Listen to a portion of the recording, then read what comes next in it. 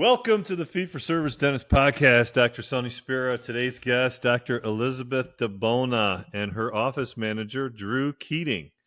And they're going to talk about going out of network with Delta Dental.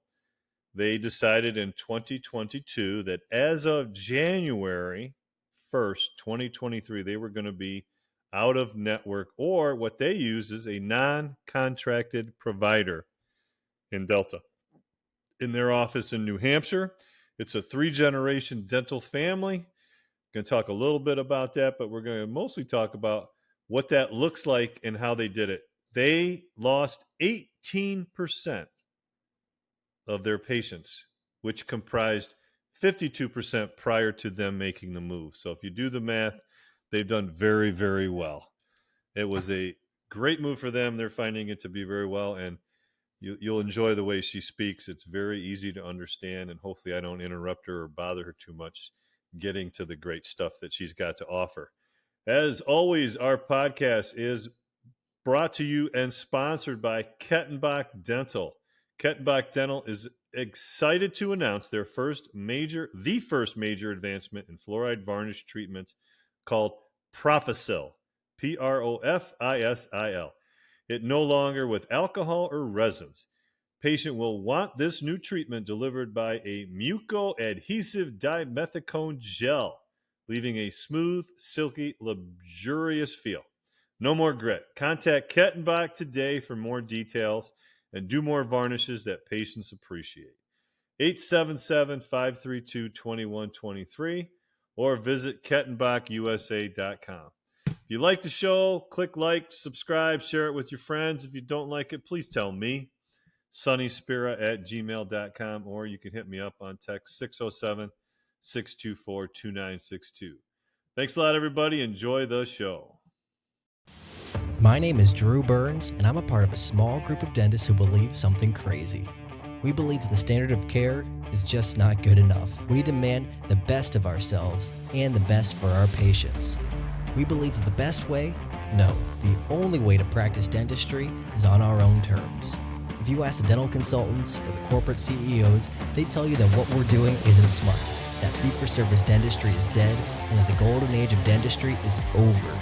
Yet, while others focus on profits first, we focus on the patient first. And yet our offices are some of the most profitable in the entire country because we invest in ourselves and we are doing things right. It's our name on the door and it's our reputation on the line. My name is Drew Burns and I am a fee-for-service dentist. This is the Fee-for-Service Dentist Podcast, and these are our stories. Welcome to the Fee-for-Service Dentist Podcast. Today we have a new guest who we haven't had on before. I'm excited. We connected, I think, through Facebook, through a couple posts, and she is a practicing dentist in the Massachusetts area, right? New Hampshire, but New southern Hampshire. New Hampshire. We're close to the Massachusetts border. Excuse me. I'm glad she corrected me. I'm going to read a little bit of her introduction. Dr. Elizabeth DiBona, a implant diplomat, DMD, certified by the American Board of Oral Implantology. She's been surgically placing and restoring implants since 2008. In her practice, the DiBona Dental Group has been placing dental implants since 1976. That's pretty damn good.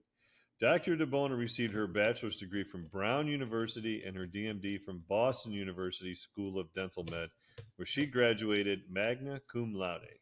That's no easy task. She completed an advanced general dentistry residency at BU. BU awarded her the Omicron Kappa Upsilon Award of the Honor Dental Society and a Horace Wells Award. So we have another OKU grad. Me too.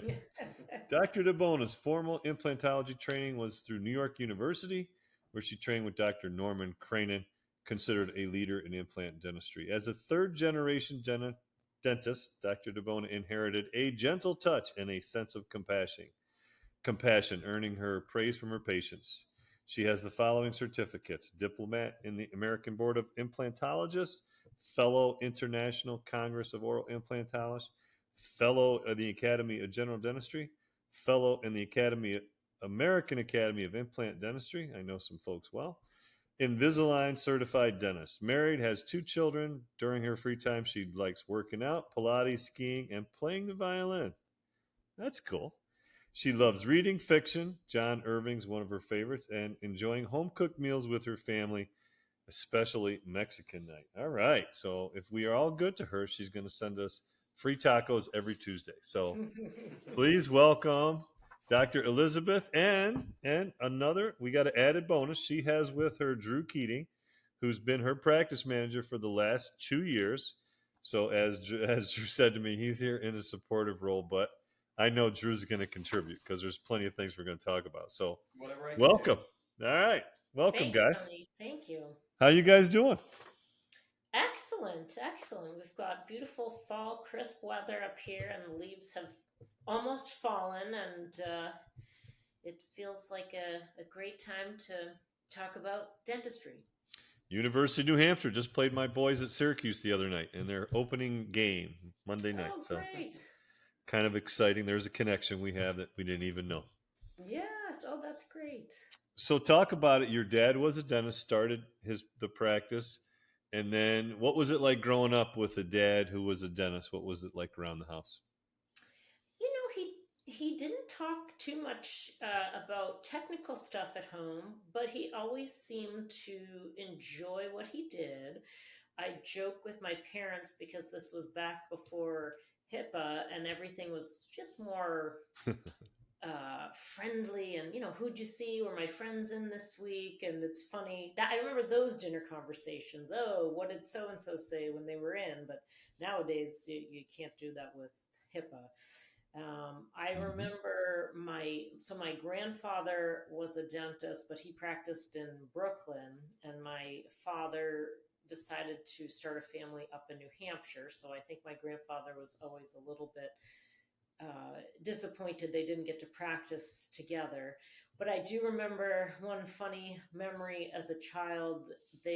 My father loves woodworking, and my grandfather was over, and they both went into the basement, and they both were carving some out of wood, an ornament for a cradle my father had made for my youngest sister. So they definitely both loved working with their hands. I can remember that. Yeah, I think what happened was I finished up my fourth year of college, and I thought I was going to do med school. Mm-hmm. And then I thought, well, I think I should reconsider dentistry because my father seems to really love what he does. So that's what it was like. So since your dad kind of went on his own, does he have a little entrepreneurial spirit, would you say? It was different back then. Mm-hmm. So back in the 70s, I don't think there were a lot of practices to be purchased. So what he Yeah, did, it was a different climate. yeah, he Mm-hmm. started his own practice. So he moved up here, and not all the dentists were friendly. He definitely remembers there were some dentists who said, we don't need any more dentists around here. So he started with, I think, one or two operatories, and he worked, I think 6, maybe 7 days a week doing, supplementing his income by going to community clinics in Lowell, and gradually built up his patient base one by one, essentially. And then by the time I was old enough to understand what was going on, he had more of an ideal dentist schedule where he was no longer working in community clinics and was working 4 days a week instead of 6 or 7. And that's how people started back then. So Yeah, it wasn't uncommon to hang a shingle, and yeah. then in like in our community, I remember the people that my predecessors would say as they were starting, some guys down the street would send some patients their way to kind of prime them a little bit and help them get started. There was That's no buying someone's practice. I think it yeah. was almost looked at upon like that was distasteful. This is Yes. not something you sell. This is Yes. something that you help cultivate, and everybody kind of cultivates their own crop, so to speak. And Yes, and professionally too. My father remembers you did not advertise. Like no, that no, just no, was no, very much against the that was um taboo.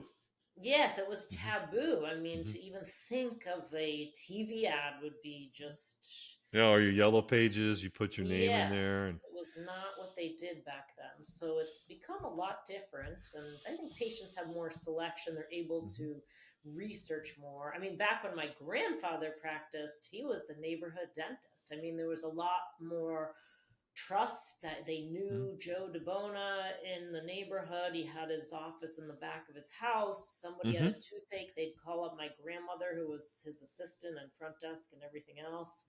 And he had his lab there. He would make what he needed to make, the gold crowns, the dentures. So it's so much different, even from the three generations. It's pretty cool though.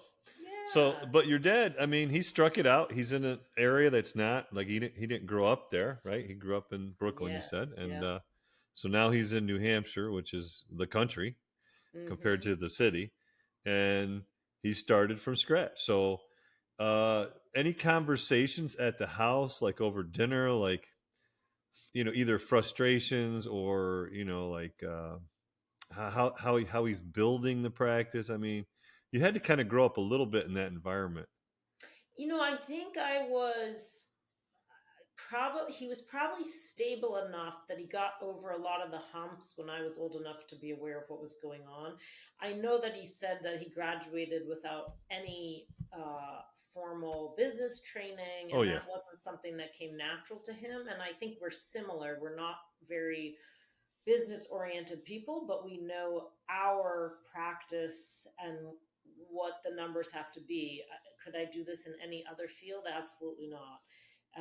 I do know that I do remember some down moments, when he had an associate that really didn't work out. I remember there was a lot of stress going on at that point. But when the moments were good, I probably just didn't really listen. And Hmm. I think he was good enough to keep work at work if it was stressful.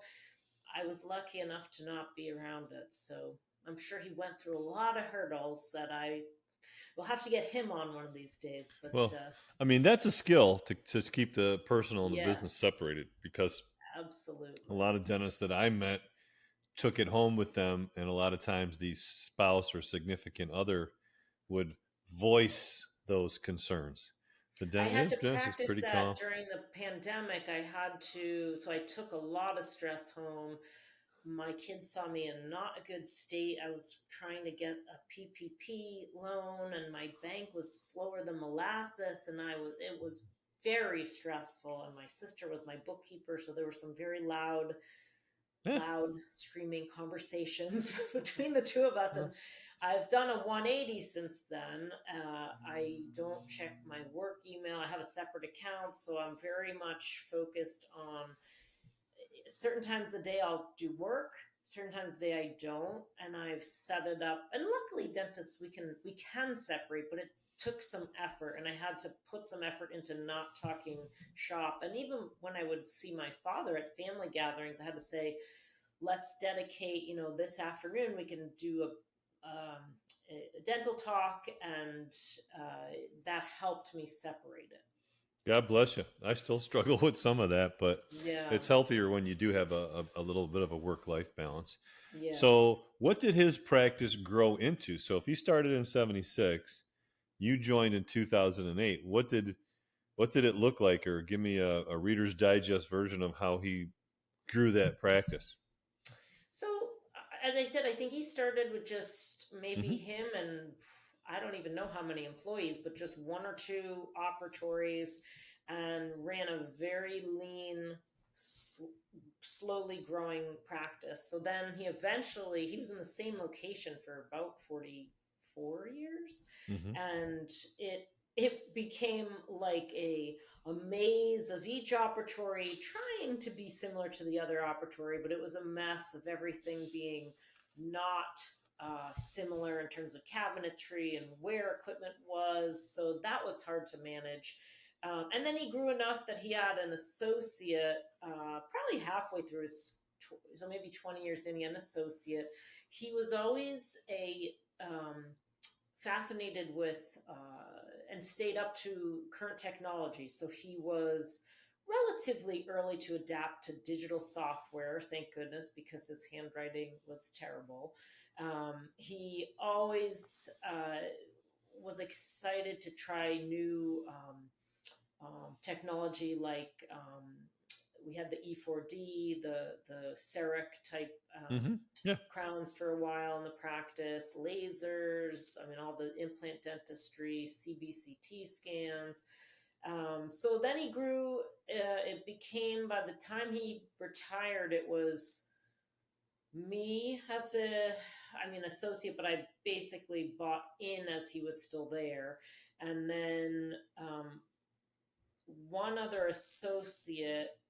And when he left, so now we have me, two general associates, and I brought on an endodontist and a periodontist, and they work 2 days a month in the practice.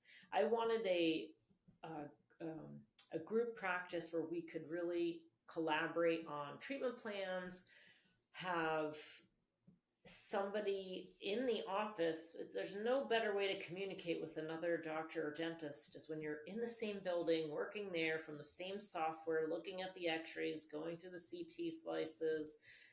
So I find that very beneficial to the patients, and also rewarding as a dentist, because we really get a feel for other specialties as we're practicing our own Mm-hmm. general dentistry.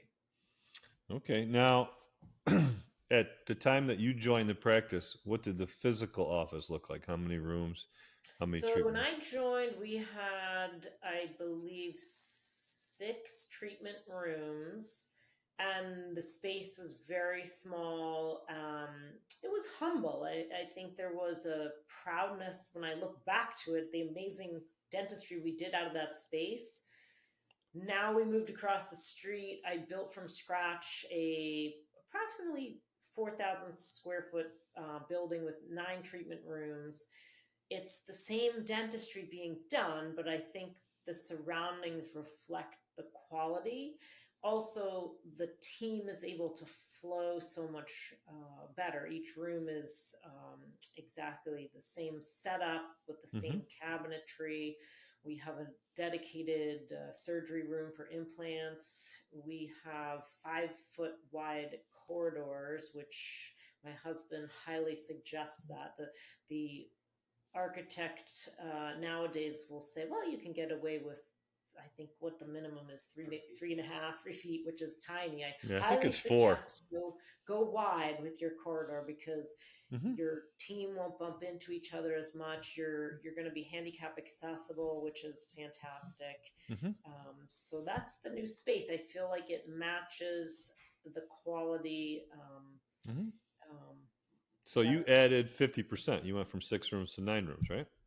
Yes. Okay. Yeah. So what you said you started as an associate. When did you build the new place? When did you start that? Well, I decided to, keep the pandemic interesting, and I was supposed to break ground in March of 2020. Uh-huh. Then I went into, full on just pause and keep the practice afloat. We closed our practice for 2 months during the Mm-hmm. pandemic, except our endodontist was in maybe after a month, so we were just doing emergencies for 2 months.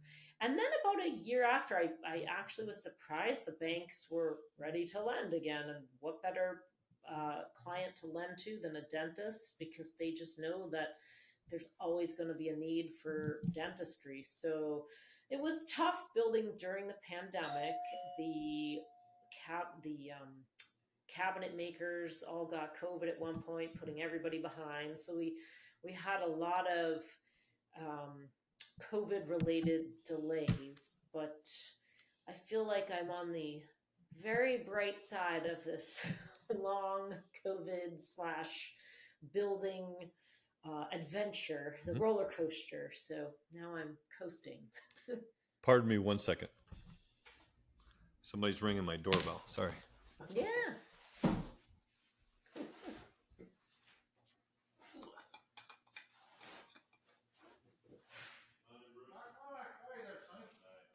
We need to investigate that lighting.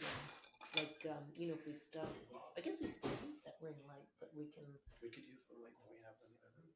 Oh, Those that's box true. lights. And Yeah, just set 'em that's true. different angles. Oh, yeah, those are nice. It'd be like on a stage. I know. I mean, our background is a little boring. I guess I could put a You know what I could've diploma done? up there. I could have gotten a DiBona dental. Oh, yeah, that would have been Next good. time. Yeah, next time.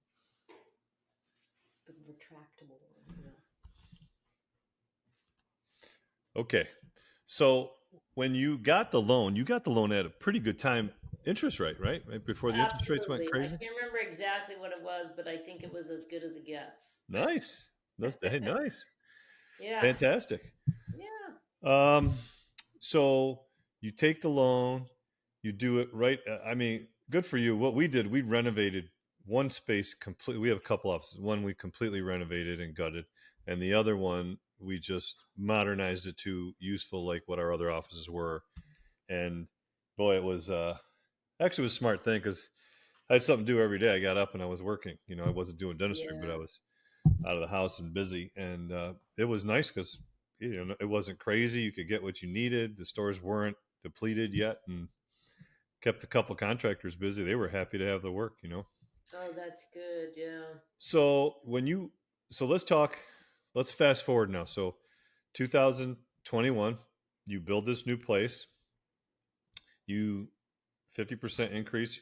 Probably the footprint's a lot bigger than 50%. You probably went from how many square feet? Maybe 2,000 to 4,000? Just about. Probably, yeah. Yeah. So you double your space. Good for you. And you have more amenities, right? So you have more things for your team. You have more, convenience and more better flow and stuff like that. So do you want to talk a little bit about what your practice grew then? Like at that point in time from where you were to when you made the move? Because that's a big Well, move. so it was interesting when we opened our doors. I think literally within a couple weeks we lost, I don't know, 2 or 3 hygienists. I mean, it was just always something. I mean, the Right. staff shortage, hygienists in particular, it's like a bottleneck to the flow. And even we had stint for a little bit. So I don't think it was a miraculous growth. I think we had very healthy numbers through through 2023, and then 2023 is unique in itself because that's when we dropped Delta. And I think this past year will be interesting to look at the overhead. So overhead went up significantly. Salary demands from hygienists in particular, when there's a shortage, are going to go up. Equipment and materials and those things go up. Lab fees go up. And the best way to, I think, maintain quality during that was the logical decision to get rid of insurance. So I think when I look back, I'm still waiting for that aha moment of like, oh my gosh, we doubled the size of it, and this is so much more collection. I think we're getting there. We're not quite there yet. Okay. What would you say, Drew? I agree. Drew's on the numbers. Like, we have Modento and we study it every day. Yes, we do. We have dental intelligence. We love them. I think, honestly, like Dr. DiBona was saying, we moved into a new location, we doubled the size, and we lost our bread and butter. Our hygienists were gone. Sure. And so it was a matter of really kind of stabilizing the ship at that point until we could get to a point where we were looking at dropping Delta. But it was a conversation that we had consistently, just waiting for that right moment. But in the meantime, kind of settling everything, even with, bringing on new hygienists. We were still in the COVID crisis where we were seeing patients that were not able to come in because they were experiencing symptoms, or we were still trying to see, PPE for the longest time was expensive for us, or trying to get it in. So I think there was a lot of change occurring over the course of 2021. Eventually in 2022, we felt settled enough to make that choice. Oh yeah. I mean, people, how fast we forget. It was a crazy, crazy time. Not just staff, everything, like your team, your supplies, everything went up.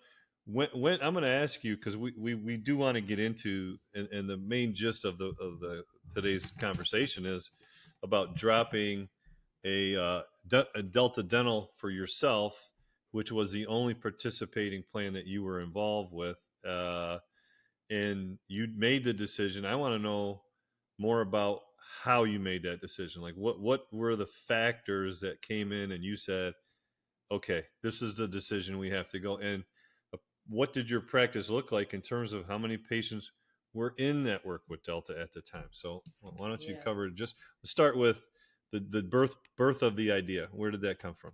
Well, let me backtrack a little further too and say my father joined Delta back when, probably in the 70s, like when they came out with a plan.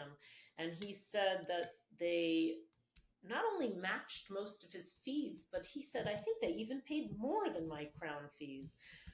So fast forward a good 40 something years later, I think one of the practice management consultants out there says it's a slow boiling a frog, which I'm not sure exactly what that means, but you don't even realize you're boiling because you've been slowly um, not able to get the full picture because you're in the treatment plans, you're just trying to stay afloat with a busy schedule, dealing with new insurance hoops that you have to jump through, and all of a sudden looking at the increased cost of running a practice compared to the really measly reimbursement rates. I think there were 2 points when it hit home. One was, how are we supposed to pay dental hygienists when there's just a very, I think, unfair reimbursement rate coming from insurance companies out there? And dental hygienists deserve every penny, because let me tell you, that is hard work. I think that a lot of dentists get frustrated with hygienists, perhaps taking, I mean, not advantage, but using, that's the supply and demand. So I think they demand high salaries. They're excellent at what they do, and insurance just doesn't reimburse anywhere near as much as they should. So that was one aha moment. And I think the other was, I was a Delta Premier provider, so my reimbursement rates were reasonable in some areas, but I think Delta was still putting in, for us, our experience was a lot more hoops to jump through, new rejections that we hadn't seen in the past. And my associates were PPO. So all of a sudden, one day, my insurance coordinator says, Dr. DiBona, they rejected the everything that the patient came in for the hygiene checkup, because this patient was a PPO only patient. I said, well, what the heck does that mean? Well, because I did the exam, the Delta was rejecting the hygiene, the fluoride, the x-rays, and the exam. So I was like, this has just got to stop. So I contacted the CEO of Northeast Delta Dental.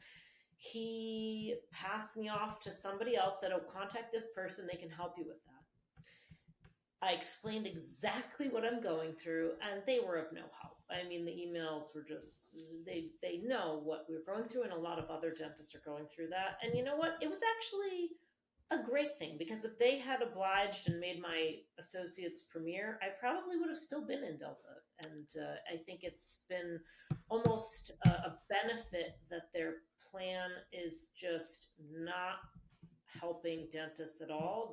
So was that your light bulb moment? Was that your, like, was I that the think push? so. That just I like think that? so. Drew, is that when I had? Drew probably might remember it. When I started, I think I said earlier 21, 22. It was actually 22 into 23. When I started here in late 2021, that's when you were already talking about it. I think you had that moment, and we're already talking about the move. Yeah. Yeah, it's interesting. And then, okay, so this time, did this cause you to do a deeper dive into your numbers then? Yes, and I actually hired a consultant, and they thought our collections weren't as bad as some of the others that they had seen. But the Seacoast, our area, the cost of living is pretty high. So I mean, That's I'm sorry. That's a crock of you know what, right? I Like know. that's not so bad compared to others. Wait a second. Well, and you know what I Give think give it me was, give me the Sonny? numbers, right? Like I if also my think our fees just hadn't gone up as appropriately as they should have, probably okay, because we so weren't. your fees kind of like your father's from what you said, because he said they were paying more. You kind of kept them at a lower rate, Yeah. and Delta was probably happy keeping you in because you were accepting it. Did you ever look at what the PPO reimbursement was? Let's say just for your Very average low. It was very. average, like how much were you giving them? 40% off of your fee schedule. In PPO, I would say at least 40%. Yeah. Yeah. So if And you're that's what was flooding our yeah, practice too. So sure. I thought all of these patients are filling up the schedule, and I have to now be careful who they see because Yeah. they can only see a PPO, Yeah. and they get letters in the mail too. The patients were notified by insurance, if you see a PPO, you'll pay less. So Yeah. some of them will come in, oh, I only need to see Dr. Bonsi because she's PPO. And I was like, this is just not benefiting the patient. It's not benefiting us. Mm-hmm. I like to refer to insurance as a middleman, especially dental insurance, because it doesn't act as catastrophic coverage. It acts as literally to me a middleman, and a patient responded to me, well, It's they help intermediate. cap fees and they control the fees. And I said, well, you know what, they control themselves out of the quality. We can't do the quality of care. I can't afford the lab work. I can't afford to pay the top quality assistants and hygienists that I want. I cannot afford newer technology and keep the fees low. So you're going to get a lower quality product Mm-hmm. if we keep fees low. What did you, if you don't mind, Drew, maybe this is for you. Yeah. So coming out of this, and now you've got this mixture of PPOs and Premier. What happened to your overhead when the hygienist, or excuse me, you talked about there's more money that needs to be set aside to pay your labor costs.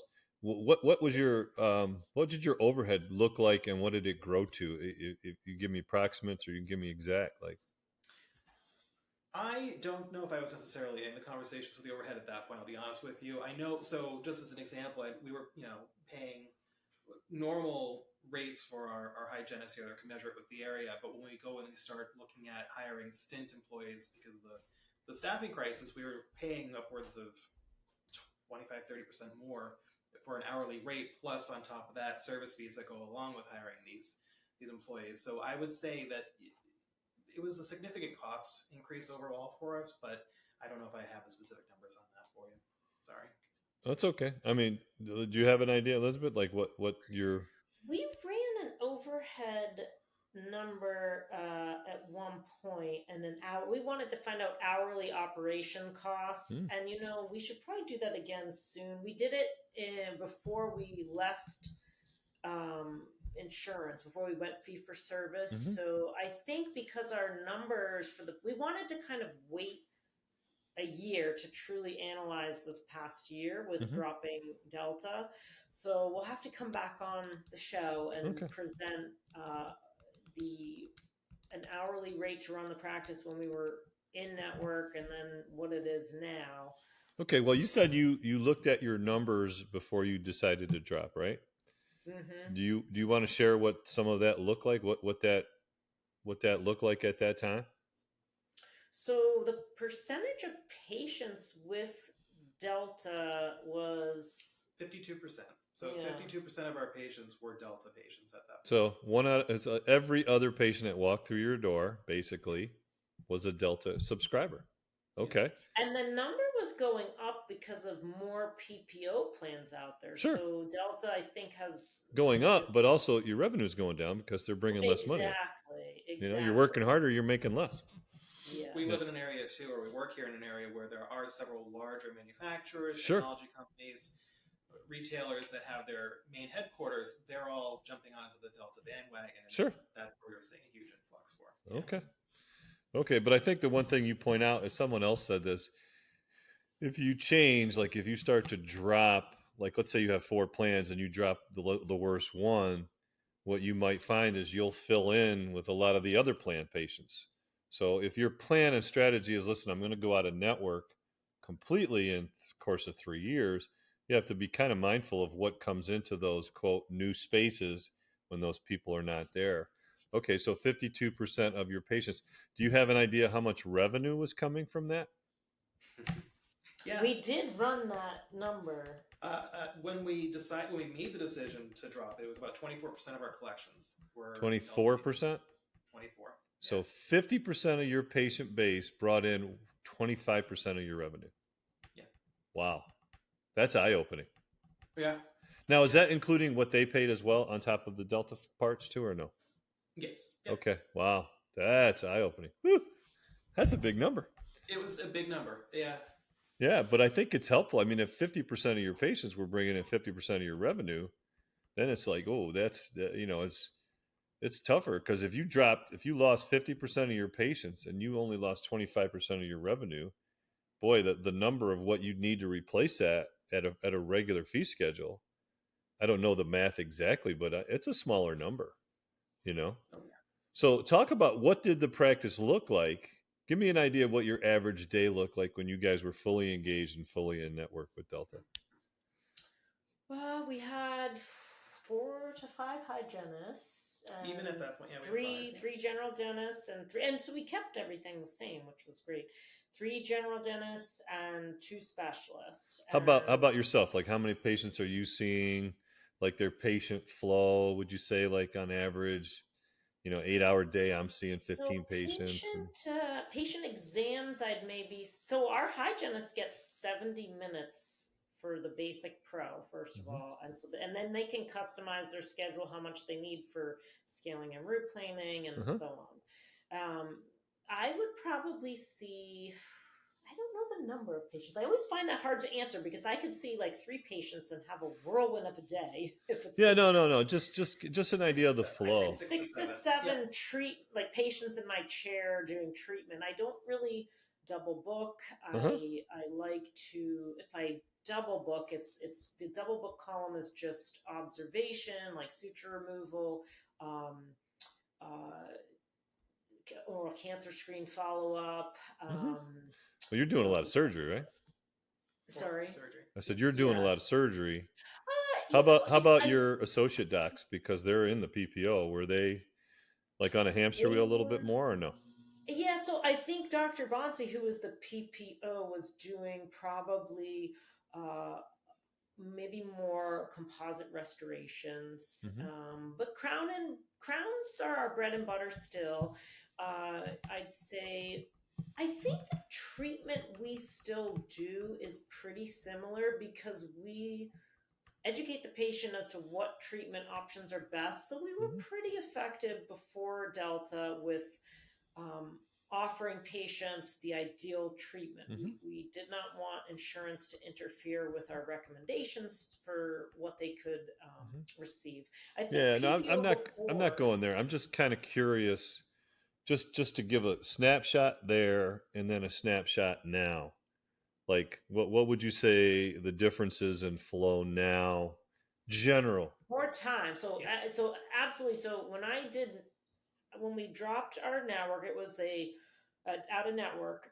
I had more openings in my schedule, and at first it felt weird. And nowadays, emergency calls in, boom, you get them in, you make their day, you fix a broken tooth, you start a crown.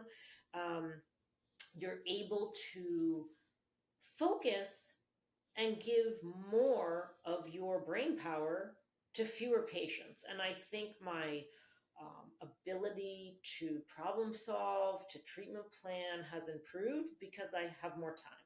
How about your associate? Same. I think it's very similar. So fewer patients. The hygienist schedule is the same. So I think in terms of the dentist schedule, we are still not at capacity, but honestly, our revenue has stayed the same. The other difference I have, and this has been a newer revelation, is that all of a sudden I have so much more time to dedicate toward my pro bono work. And that is rewarding. I think the free work we were doing before was for, I'm probably going to get in trouble for saying it, but like Delta's CEOs and their bonuses, whereas now it feels so good to give to those that are truly underserved and to be involved in cases where patients really need a helping hand. So I have more time for charitable dentistry. If I think the biggest thing that I've noticed is that we had a schedule that was, it was inflexible. There was no movement in it. if something happened, there was stress, or you were trying to squeeze more and more people into the same Yeah. amount of time.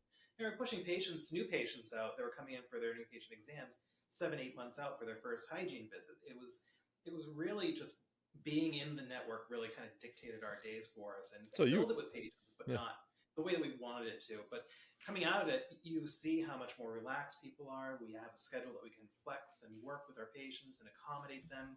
They come in for a cleaning, we can get them in for adjunctive services that day. It's made a huge, not just schedule wise, but also just and within our culture and our environment, it's changed how we view each day. And it's given us a lot more time to work collaboratively. So if you're putting new patients off that, it sounds like you were a little bit at capacity too, for the most part, if that's what you're saying. So can I ask capacity, you? not because of the building size. I No, mean, still, right. its hygienist staffing Yeah. is still No, for what you had, the team that you're working with, you're at a little bit of capacity. So do you have an idea of your hygiene revenue versus your DAC revenue, percentages wise? That number when we were leaving the network, and it's about 33%. Is it 33%? It's about 33%. So 33% is hygiene, and 60. Has that number changed since you've now gone out of network? No, not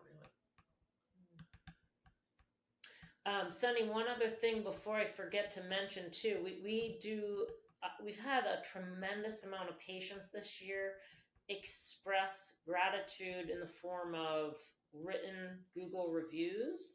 And I send that to all my employees every week. We get maybe like 3 or 4 a week. And to hear the feedback that patients feel cared for, patients can hear it in the conversations between team members, that they're happier, they're attentive, that the patients feel like they're getting a high quality work with a caring group, with a caring team. That has gone up. It's interesting to look back on that. The amount of reviews have increased. Yeah. And the other thing that we started in 2023 was our membership plan. So that was all part of the plan. When Drew and I sat down, I said, or maybe we started a little before, to get patients, especially patients that were seniors, doing this AARP Delta, which I find is like the worst plan out there. It's not a good one. The seniors, when we communicated effectively with them, they realized that, oh yeah, I could put that money that the bank was just withdrawing. They were withdrawing from their bank into Delta's hands, directly cut out the middleman, give it to your dental practice, and there's flexibility there that they didn't have before. And many of our patients have loved our in-house plan. Okay. The fluctuations in the schedule have allowed, though, to answer your question, I would say the numbers are still about the same, if not exactly the same. Okay, so let's talk now. You made the decision to go out of network in 2022. Or probably 2021 was the genesis of it, like you talked about. Yes, probably. So when did you start the implement, and what was your strategy that you were going to implement this change to go out of network? I mean, I got online and used your Facebook group and others. There's a lot of consultants out there. I didn't hire any consultant because a lot of this you can gain from podcasts. And I came up, and Drew and I came up with a plan of timing. So we knew that we had the office that reflected a quality space. We knew that we already had a website that was new and clean. We had great Google reviews out there. So we had sort of this infrastructure in place to plan to drop Delta. We had our membership plan in place. And then we had to get our team on board. That might have been the trickiest one because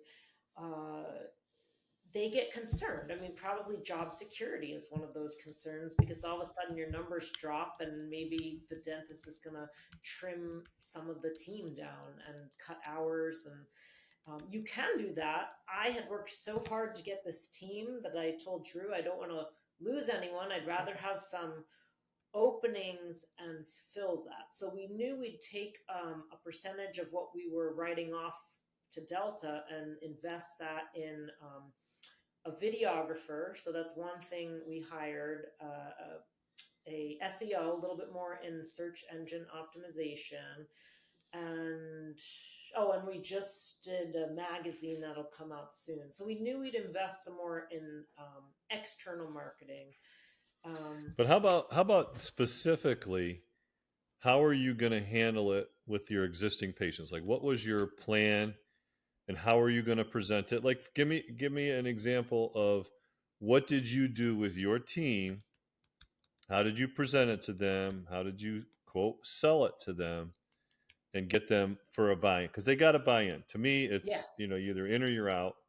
And when they're out, it's very much like a sabotage. Like if you have someone who's rowing absolutely. the wrong Yeah. direction, they can destroy it in a heartbeat. What was it? What was that conversation like, and what did you do?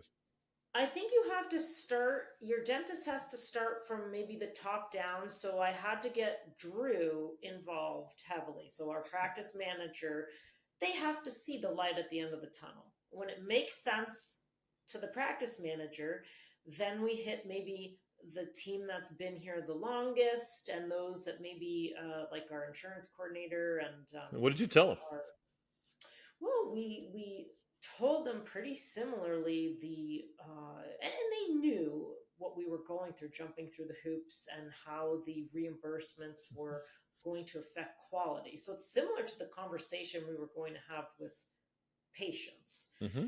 I very much love scripts, and I would type up scripts, and I did a video with our videographer. Um, and I've shared, if anybody messages me, I'll give them the script. Basically, talking a few points. One was that what is dental insurance, and do you need it or do you not need it, and would you benefit?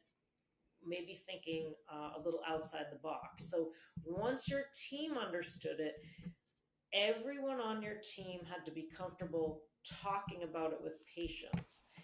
So we had scripts going. I communicated the talking points of the benefits of leaving the network.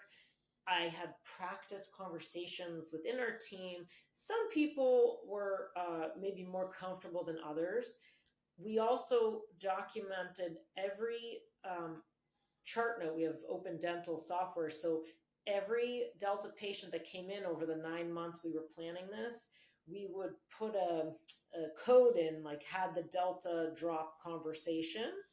And it was a lot of hygiene chair time to Right. talk to patients. And for some patients, they dropped you like a hot potato, and they're just maybe not going to get it. And other patients were curious but concerned. And then some patients were like, I got it, doc. Like, you can't pay for, peanuts and expect caviar. Like, you got me. I'll do whatever it is to stay. I appreciate your team so much. I value you. So we had patients all over the spectrum of their acceptance of this plan. We posted the video of me talking about the drop, and it was a long video. I think I shared it on your website as well.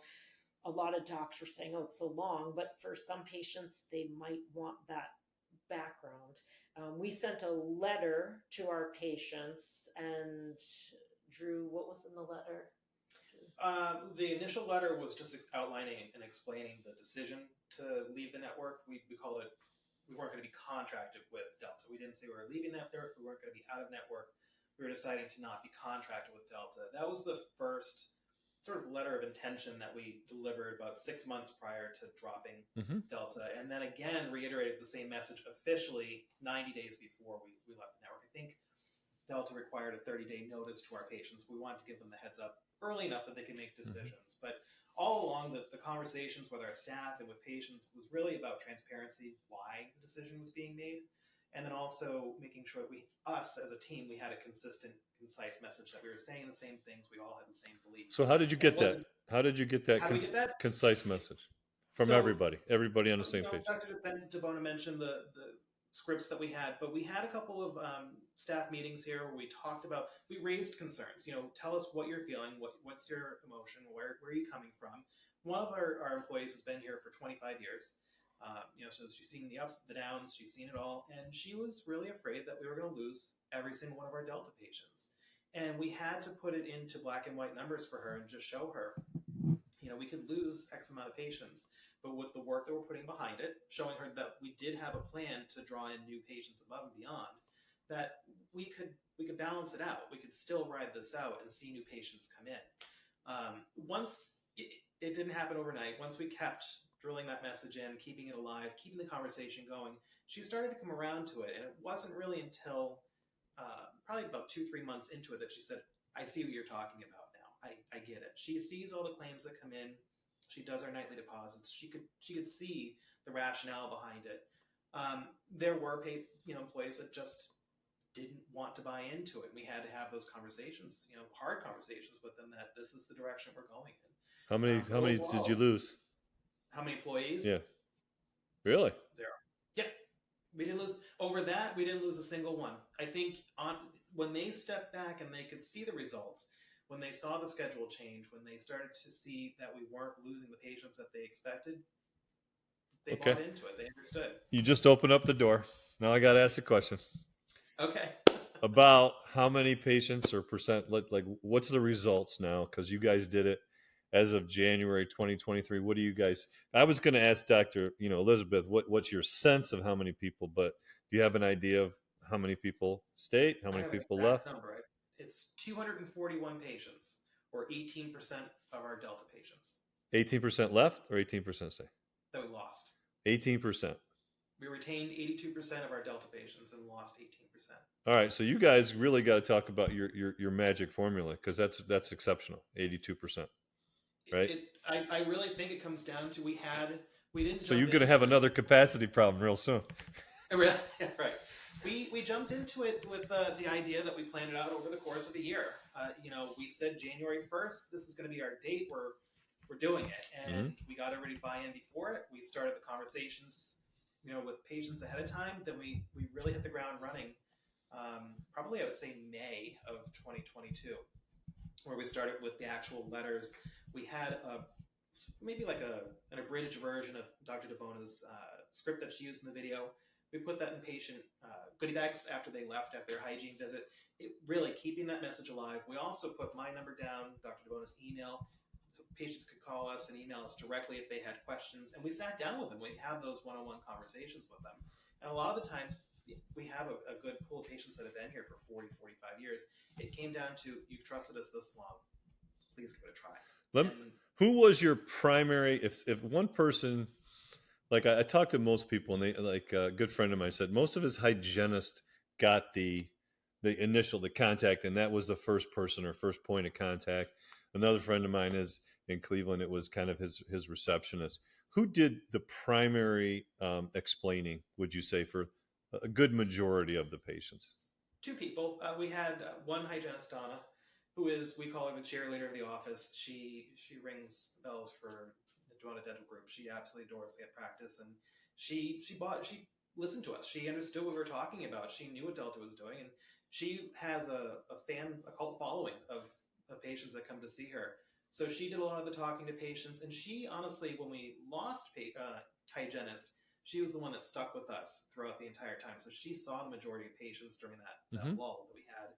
And then I would say our front desk staff, they took the brunt of our phone calls, and there were some angry patients, but they had the resources behind them. They had the tools, the scripts, the knowledge to be able to speak on behalf of the practice, and we felt confident that they could do that for us. We practiced certain terms. I mean, you can call it out of network, but I encourage the team to not use that term because it can be confusing. When I was explaining this to my husband, who's an architect, he goes, I don't get it. Why wouldn't I just go find an in-network dentist? Kind of like when you're finding a primary care physician. So I knew if he didn't get it, I really needed to explain it better. So, well, hey, you're either in or you're out, right? Hey, I'd rather be in. Yeah. Who wants to be use out? The term right? non-contracted. I've seen other dentists on these Facebook groups and blogs think of so many great, effective ways to communicate it. Unrestricted. Yep. There's even better ones. I was blown away. But we used we're not renewing the contract with Delta. They're going, and we said, Delta's going to send you a letter. And they're going to perhaps make it seem like you need to find a new dentist. You do not. And I reiterated that a bunch of times. Right. You do not, I am here for you. You do not need to find a new dentist. We also explained, and we've researched, so for any dentist looking to drop a PPO plan, research what your contract is. We had 3 months to notify patients legally that we were discontinuing our contract with them. Mm-hmm. So know what your contract is. Some might be 6 months, so you have to plan ahead. What did the letter look like that Delta sent to your patients? Verbiage for that. I think we, for lack of better words, beat them to the punch. We yeah. Our patients go first. That's got huge. The message out there first. I think and that's we actually huge. Sent out our final letter before Delta actually got to them. So it wasn't trying to be misleading. It was really being honest. Oh no! And we gave them a year to think about it. Oh, it's much rather. I would much rather have it from my provider than I would from, I have a sleep app machine. I've been just trying to get to you and dealing with the company that does that and the insurance. It's an utter nightmare. Utter nightmare. I would rather throw this thing in the Susquehanna River than deal with these people one more minute. And it's because it's subcontracted and they run this and et cetera, et cetera. So I think there's a lot to be said about forthright, upfront. There's nothing to hide. It's not like there's no scam here. There's nothing, there's no, smoking gun, so to speak, right? This it is what it is, right? And Sonny, you said it in a way, there's no scam here, because when we feel uncomfortable sometimes talking about this, and what I would kind of tell myself when I would go into these conversations is, be proud of the work we do, be 100% honest and transparent. Like there's nothing behind the scenes that we're trying to hide. I think it's just quality is what we care about. And patients don't understand what that means. I have a neighbor who's an attorney, and I was explaining to her, look, I don't know the way medicine works, but I'm guessing your orthopedic surgeon, when they replace your hip, maybe has a few different FDA approved hip prostheses they can pick from. Dentists, you can order whatever garbage all around the world and put it in someone's mouth, and that's, there's varying degrees of quality that are acceptable. I just don't think it's the same as medicine, and patients start to understand that. They say, oh, I didn't even know that. They just assume a crown is a crown is a crown. Oh, yeah. And it's not the case. And also patients become very almost jaded into how long they expect out of things. I mean, some of my father's dentistry has been in people's mouths for 30 to 40 years. And I still have the name in my head of the first patient I was so sad to see drop me like a hot potato. I was saying, Mr. So-and-so, you've had this stuff my dad did with the crown and bridge, and it's the 70s. And he was one of the first to leave the practice. He didn't care. And I was, you have some that break your heart, and you just got to roll with it. Okay. I got 2 questions I got to ask you now.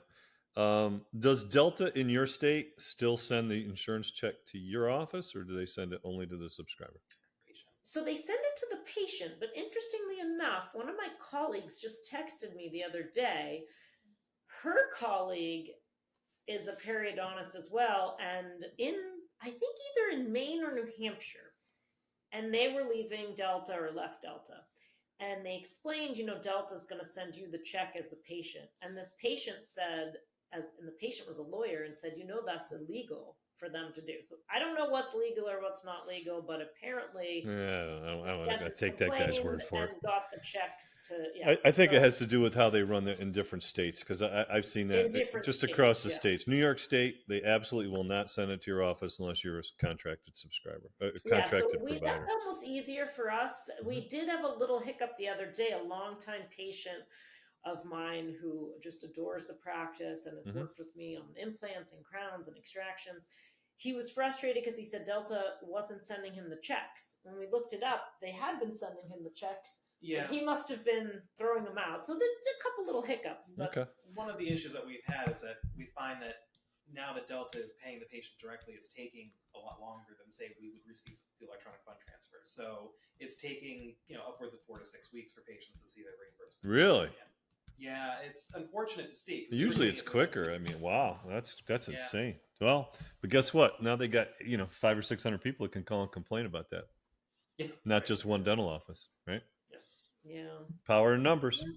All right. Yeah. So the Delta letter that went to the patients, did you see a copy of it? Was it, carefully, written so as to kind of make you look bad?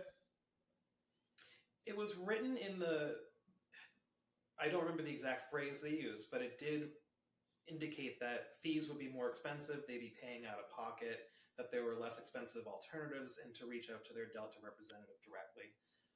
It didn't, No, it didn't imply anything else, huh?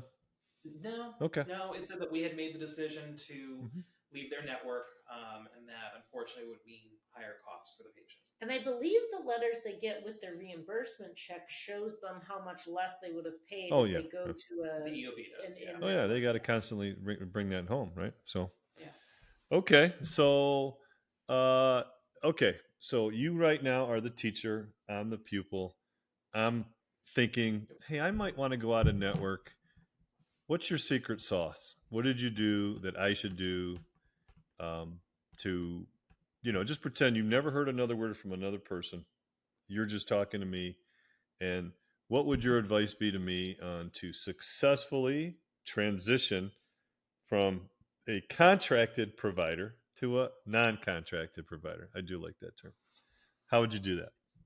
Well, I think of what you want out of your practice. You might be able to run a very successful in network with a lot of um, insurance companies practice, and I'm not here to judge that, but I just didn't want that. So know what you want, research it. Go online. I used your website. I used Gary Tackis's Less Insurance Dependent podcasts.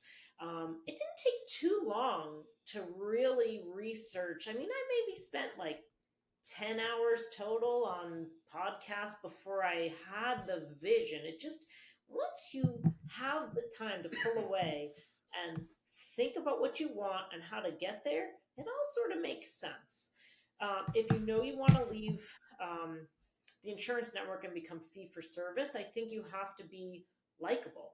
Do your patients like you? If they don't like you, if they don't trust you, you're probably going to have trouble. So you have to be a likable dentist, get good Google reviews. You probably have to have a pretty clean and up to date office and a great website and online presence. So those are some things you can prepare in advance. And then know your numbers. Go in, get your practice management software, pull your numbers, study it. If you need to hire a consultant to help you, great. We didn't need that, but I think there are a lot of valuable consultants out there. But you don't need a consultant, I don't think. I agree with that. I fully agree with that. I think the people that I found to be the most successful are those that are first and foremost, they're committed. They're utterly committed. There is a burn the boats mentality. We're not going back. And whatever it took them to get to that point, those to me are the ones that are successful. They've made that choice and now they're going to just implement it and they're all in. And you could tell it, like when you talked about it, Drew, about they weren't sure, they didn't buy in. And a lot of times that's so counterproductive, it leads to a separation in employment. It does. It really does, because you can't have 8 people rowing in one direction and one person rowing in the other direction, not just sitting there, but rowing the other way. And it is nice, though, if you have the majority folks that are on board, I think you can bring in 1 or 2 into that fold. It's just like if you have a basketball team and you got 12 players, you have 1 or 2 challenges. You can't have 3 or 4. It'll tear the team up. But 1 or 2, you can get the other 10 to bring them on board and get them in. So I think that's essential, 100% in people who found it to be successful. I do like a little bit, your take on it too. Your flavor of it, we'll call it, is a little bit different, and it's unique, and it's got to be unique to yourself. Like you said, we really started to look at, well, what are the things that we're doing, right? You almost had to look for your own sunshine, and there was plenty of it. It's just that you never really probably looked at it in that manner. But that gave you the chutzpah to say, listen, this is the right thing. We deserve this to be like this. and you are the beneficiary because you're getting XXXXX for what you're coming here for. Yeah. And I started to feel that I have a skill. I'm on planet Earth for a fixed amount of time. I put my heart and soul into this and do the best work I can in everybody's mouth. And I don't want to get a middleman involved and take a cut of my, blood, sweat, and tears. And I find my joy in connecting with patients who want that from me. There's some patients that don't care. Give me the cheapest crown. I don't care. I'm going, to the cheapest dentist or the one in network. Fine. But when you are connected with the patients who want the same thing you want and the same thing you're offering, I do find my happiness. It sounds corny, but I think my happiness every day has increased. Well, you're staying fully connected to your patient base. Yeah.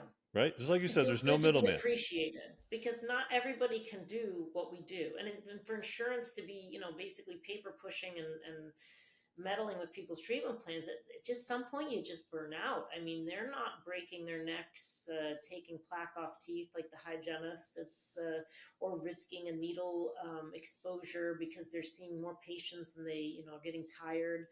It's there's a certain threshold. I think healthcare workers everywhere have sort of reached that, and you can't overwork people. Well, they have to balance, right? We have to, serve our customers, but we also have to serve our stockholders, our shareholders. So we owe it to ourselves to have as much profit as we can as a business and still maintain our clients, right? Where in our situation, right, you're taking care of the patient. That's your only concern. It's a pure relationship, and it is nice when it's unfettered and adulterated, whatever the word. It's not screwed up. Help me out here, please. I'm not a good English person. I think it's a more appreciative relationship in both ends for sure. Yeah, that's really, really great stuff. Okay, so a couple things. I don't have your contact information. Would you like to share that? And Drew, yourself at any point. So why don't you go ahead? Yeah, anybody can reach out to me. Email's usually the best way. So it's Dr. DiBona, DrDibona @DiBonaDental.com. And I am business at DiBonaDental.com. And as Dr. DiBona alluded before, we have a wonderful website too. If you want to look at it, it's DiBonaDental.com. And Drew is all business. I love that. I love that email. That's great. All right. So I got to ask you, I'm going to ask you both to answer this separately. Everybody's on for the first time. I asked this question. If you could go back in time, any time or place, has nothing to do with dentistry. Any time or place, do anything, see anything, go anywhere, experience anything, where would you go and why? Drew, why don't you go first? All right. I had a dog. He was my best friend named Ziggy. He was a little Chihuahua. I say little. He was like a 20-pound Chihuahua. He was a lower sized. Okay. He was the extra large version. And he and I used to take long walks. I live in Concord, New Hampshire. We've got lots of walking trails up in the mountains, and I would do anything to go back and take one of those walks with him. Oh, that's beautiful. Clear my head. That's beautiful. Yeah. That's the first thing that comes to your mind. I love it. So, Elizabeth? Yeah, I mean, first thing for me, I've always, people ask that question, like, who would you meet? It would probably be somebody like Mozart. But for time, I think, because my kids, I have an 8-year-old and a 10-year-old. And when I see someone holding a tiny little infant, I'd love to go back and hold my babies, but just for a moment, because, there's a lot of stress and sleepless nights involved in that. So I'd love to go back to when they were itty bitty, 10-pound people and hold them and snuggle and then fast forward to a good night's sleep. All right. So now I got to ask you one last question, Elizabeth. What's with Mexican food? What's your favorite Mexican food you like to prepare? What's up with that? My husband. What about lasagna? What about some pasta? Cook. Yeah, I know. I love pasta too. He does Italian. I'm so lucky at home, and my kids have no idea how lucky they're going to, when they leave the house, they're going to be floored as to how bad most food is, in schools and college. But Mexican night, he loves it. So I think there's a little bit more excitement in the air, and it just seems like one of those meals that the whole family enjoys. And my husband, I'm so lucky because he makes family dinner night an important part of the day. And with being a dentist, I'm lucky I get to go home and have dinner. So what's the Mexican specialty that everybody likes? Is it fajitas? Is it chimichanga? He makes lately it's been like a ground bison or ground turkey, and he puts, I don't know what the flavorings, onions and like a flavor packet in, and he makes fresh guacamole. And whoa, what's your address? I know. We haven't been invited over yet either. So. Fresh guac. You had me at fresh guac. The food all gets eaten now. It's funny. My husband will make like 2 pounds of pasta now when we have dinner, because the next day for lunch, like we go through a whole night pretty quickly. That's great. So if you need if you need your teeth fixed, obviously in New Hampshire, you got to go see DiBona. But if you need good Mexican food, you got to get to her house. That's a good I know. Dinner at my house. Yeah. All right. Well, thank you guys very much. I appreciate you. And if folks want to reach out to you, they can reach out to you at the emails that you gave us or find you online. And I know there's a contact us button up there because I looked at your website. It's actually up on my bar right now. So, all right. Thanks, guys. Thanks so much, Sonny. Have a great day. Take care. Thanks for listening to the Fee for Service Dentist Podcast. If you would like to share your fee for service story, please fill out our contact form at ffsdentistry.com. Also, be sure to join our Fee for Service Dentistry Facebook group. For help starting your dental membership plan, visit dentalmembershipdirect.com and membershipmastercourse.com. Finally, for help with in-house financing, visit dentalfinancingdirect.com. And don't forget, your story is what you make of it. This is your name on the door and your reputation on the line. Thanks, everyone. We'll see you next time.